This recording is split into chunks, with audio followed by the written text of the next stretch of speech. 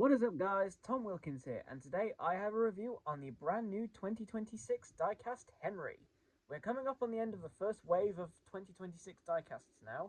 We've only got Henry, James, and Thomas and Annie to go, which I finally received today.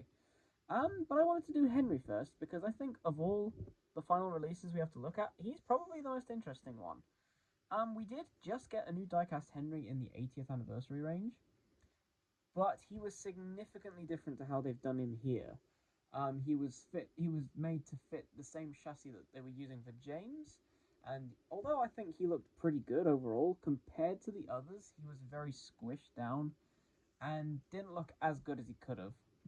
But this Henry, on the other hand, has been designed from the ground up, with an accurate wheelbase, an accurate length, a better tender, and in my opinion, this might be one of the best diecast Henrys they've ever made. His CGI render, I must say, this appears to be a new one. It's very dark here, I realise. It appears to be a new one, but I didn't actually notice this until I set the camera up. Henry does have his little box on his footplate and the two like black supports there, but they're just coloured white. It's kind of hard to see on camera, but in person you can definitely see that they are there. They're just not coloured. Kind of the same situation with Gordon's, where his like not steam pipes, but like the little black bits that curve down his footplate were painted red. And here they're just white, so I don't know if this is how his model's going to look in the show or what, but his face is certainly a choice. I'm not a big fan of his face, but trust me, James's face is worse. But on the toy, well, we'll have a look at it in just a second. So, without further ado, let's get this guy open.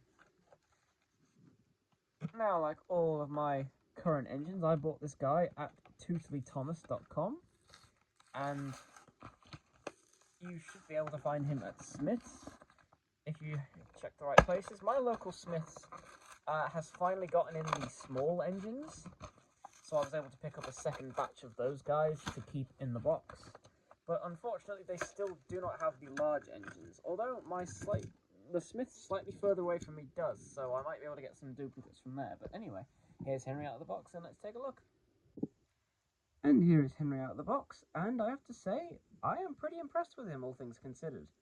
I want to just quickly compare him to Gordon to start off with, because I think Henry's boiler shape is the boiler shape I wanted Gordon's to be, because Gordon just looks very fat in this new diecast range. And I'm not 100% happy with how he looks compared to Henry, where his boiler is definitely the right size and shape. It's the right length, it's the right thickness, and it's just overall how I wanted Gordon to look. But anyway, I digress. I just wanted to show that, because the other comparison to make between these two tender engines is that Henry, so all the new engines in this range have the same, the tender engines have the same form of connection with the rod going through to the tender. But what's interesting is that on Henry's, the range of movement is a lot greater than it was on Gordon. He could only move so far. So I just found that interesting. I just noticed that when I opened him up. I just wanted to point that out. But yeah, Henry looks pretty good in this range. The face is probably once again the most controversial part. And in the prototype pictures, I thought it looked pretty good. But I have to be honest, in person, it just looks a bit uncanny to me. It's kind of got, I think it's the nose shape, the way the nose kind of conicals in and gets really thin in the middle, but then you look at it from the side and like the nose is pushing out so far, it just looks a bit uncanny. It definitely doesn't look like Henry's face, so I'm not overall happy with how that looks, to be honest. But the rest of the shaping on Henry is pretty much perfect. The boiler could be his firebox could definitely be a bit bigger. It should probably come out to about here, but instead it's pretty small, and I mean that's more of a nitpick than anything, but you can see on his CGI render how far out the firebox comes, so I do wish they had pushed it out a bit more on Henry than they have done, but that's only a minor complaint. The colour of Henry, I think, is really interesting, because so with Gordon, they made him a darker shade of blue to contrast Thomas. And I think it's an interesting idea to make the older engines, the tender engines, a darker colour. But with Henry, it shows up better on camera, actually, but in person he is very dark, especially his tender, because it's molded in plastic. He is very dark. And I do wish that he was maybe a bit brighter, because he's a bit too dark for Henry, in my opinion. But, again, on camera, he actually looks a lot better than he does in person. So if I ever do use him in any filming stuff, then that will ironically work out better. His wheel arch is something I want to point out, because Henry's always had a really weird third wheel arch. So on his old shape model, when you had the old firebox, the wheel arch would end there, and the firebox would be blocked by the firebox. But when they gave him his new firebox in the show, they didn't give him a new wheel arch to match. They took the wheel arches off and reapplied them in Series 2. But he still had this kind of 3/4 wheel arch, and they never changed it. And this is something that's been weirdly consistent throughout the entire show, and he still has it on this new model today. That's not something specific to do with the model, I just felt like pointing that out. Again, unfortunately, no cab detailing.